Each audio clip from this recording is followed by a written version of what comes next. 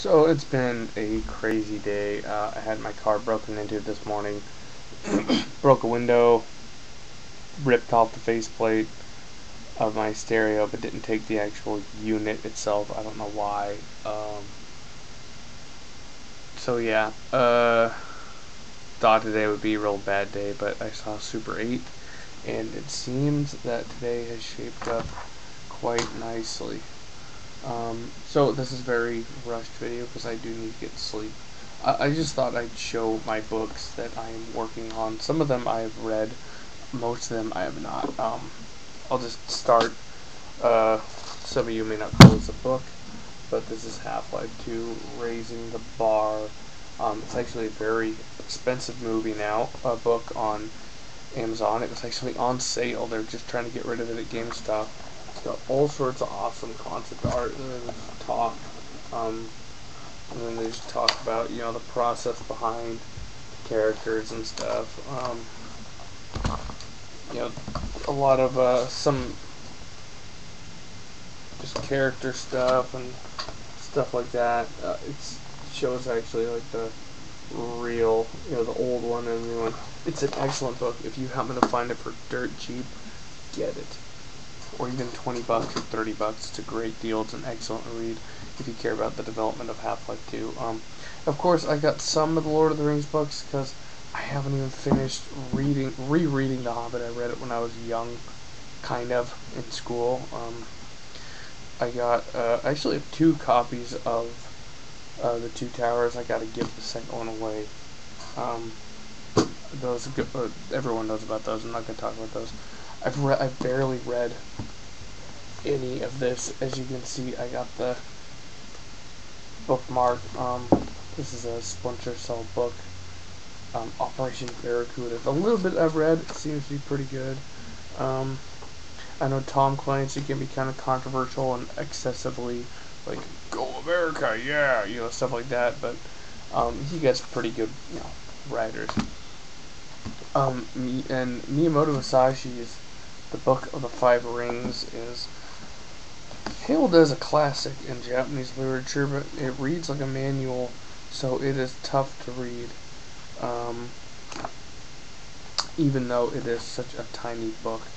The thing is only 116 pages, but there's quite a bit at the beginning that they don't count on the page count. And of course, many know Bram Stoker's Dracula. It's such a boring beginning.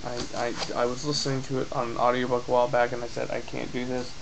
But I need to push on and actually read it, because everyone says I need to. This is actually a gift. I got The Samurai and the Sacred, by Stephen Turnbull. This, it's mostly, just kind of informational. There's a lot of pictures, so a lot of art. It's not really meant to be a dense piece of literature, but it is fascinating. I should read this next. This would be a very easy read. There's some really awesome pictures in here. Actually, and I think the only book I showed you so far that I have read is that Half-Life 2 thing. And this, actually, I'm going to show this one first. This is Brian Head Welch's book. He was the former guitarist of Korn, quit the band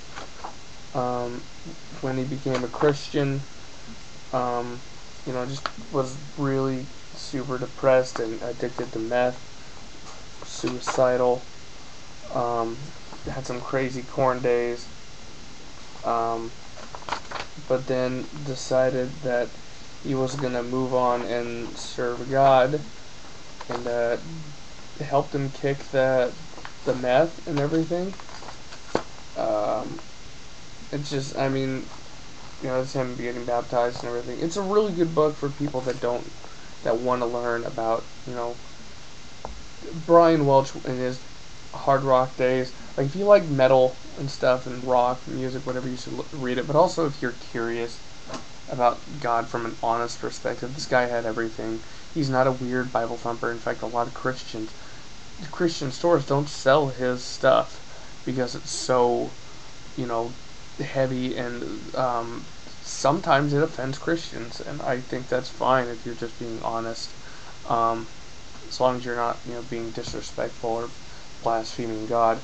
And then he wrote the second book, called Stronger, 40 Days of Metal and Spirituality, and he'll take one Bible verse and write a couple pages on how it strengthened him, and tells stories. You're supposed to read it one verse at a time, uh, and that's how you get through the book. There's a verse and then a couple pages. I'm just kind of rambling, but and then I got a lot of books about Japan. This is the Japanese experience. It's I bought it at Goodwill for $4, like a lot of the books I own. I saw it and I thought maybe I should pick it up. Anyway, there's some pictures in here. Some cool stuff. And I mean, once again, sorry if this is boring you, but Secrets of the Samurai,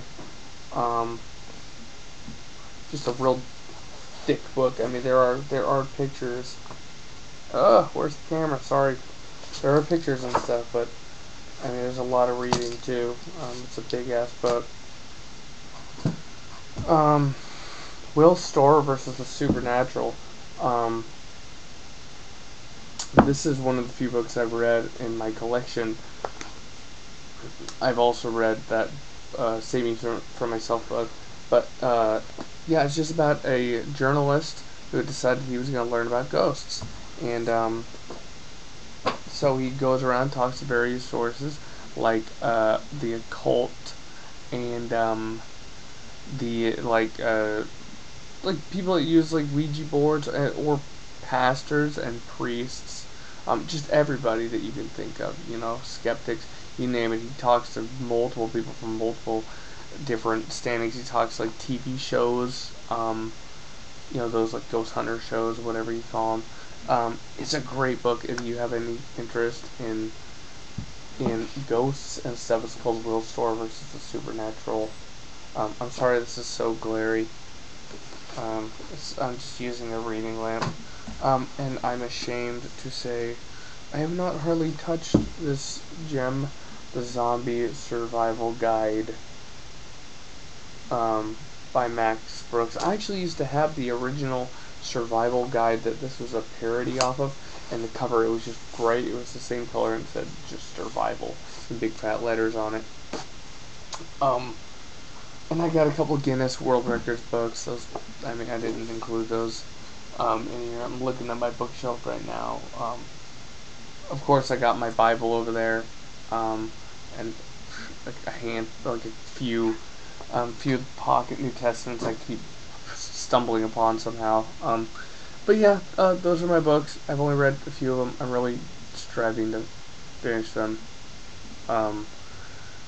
Too many games. Fear 3 and Battlefield Bad Company 2 I finally bought, and all these games keep distracting me, and movies and whatnot, and whatever. Anyway, that's really all I came to say. Sorry if this is boring. I just wanted to show my books and what I'm reading. Oh, I forgot a couple books.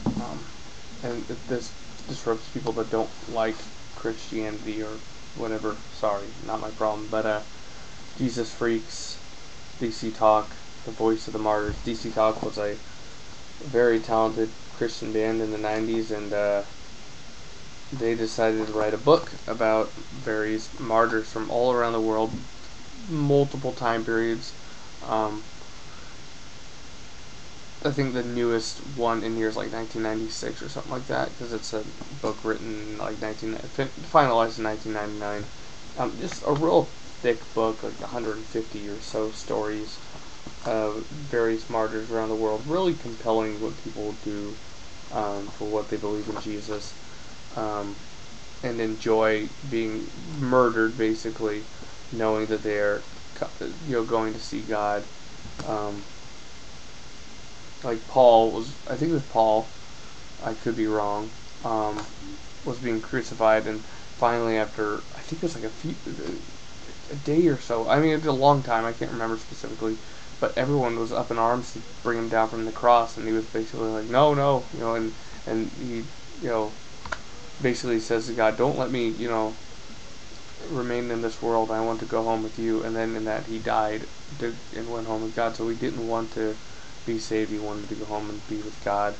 Um, but anyway, just a great book. It sounds fanatical, but if it does sound fanatical, you should read the book. Just give it a try. Um, in the Pursuit of God by A.W. Tozer, a self-read, self-taught. I don't know if you call him a theologian or what, but good book. The little bit I've read, just talking about seeking after God and finding Him and learning from Him. A lot of people become Christians, and then they just feel like, well, once you've accepted God into your heart, that's all you need to do, and they don't really follow God. They don't really obey what He teaches. They don't have any interest and any thirst in following God. And I think that's depressing, and I think it's also a lie to think that, for starters, that the Bible is not truth and that you don't need to follow it, and that, everything is created by God, and, lust and pleasure and everything is created by God. And pleasure is created by God, and sex and stuff is supposed to be enjoyed by God. Because God created, I phrased that wrong. Sex is created by God to be enjoyed within marriage, and I don't want to go down that rabbit trail.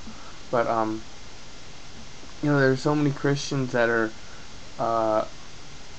that don't live a Christian life, and I'm not saying this that judgment is just sad to see, and I'm kind of one of them, so I'm not saying this to point the finger. It's sad to see people say that they're Christian but don't really understand who Jesus is, or where they're going with Him. The journey is hard, but the journey makes you stronger. It's not about getting to the peak of the mountain. It's about that hike. And I don't. I just feel like I'm quoting Miley Cyrus, and I really don't want to. But yeah. Anyway, that's all my books for right now, and I'm gonna finish the ones I got before I buy more.